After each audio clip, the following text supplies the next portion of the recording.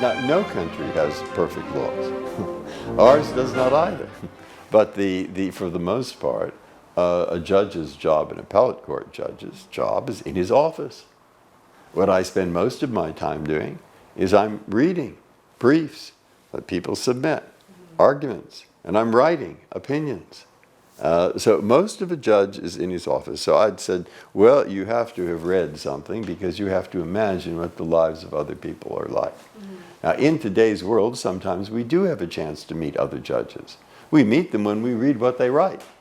They're not physically there, but if we read what they write, it has to do with something we're saying, we might learn something. But when we meet them physically, judges are judges. Everyone, they appreciate what each other does. But the job is surprisingly similar across the world. And there are difficulties. Everyone has difficulties. But I heard Justice Kennedy once say to a group of Russian judges, and I thought this rang true. He said, well, we cannot necessarily know when you're right or wrong, nor vice versa. And there isn't much advice we can give you. Except this, that we do know that our job is a pretty lonely job. That is to say, when we decide an issue that is complicated and maybe has publicity and people are very interested, there's only one person who will know if you're doing your best to decide it, and that's you. Because you read the record, are you being true to what you read? You think about and try to work out how the different considerations line up and what the final response is. It's only you who will know whether you've been honest with yourself. And sometimes that's very, very difficult to know. And if the New York Times says to me, for example, what a good, brave opinion you wrote, I think it might be braver to have written the opposite. Is that?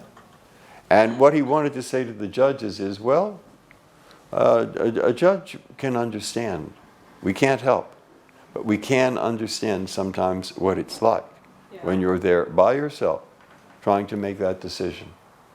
Now, I think that's the important thing of showing that judges do understand the necessary work, and then they'll ask questions. I was in Ouagadougou, in Burkina Faso, and they have plenty of problems,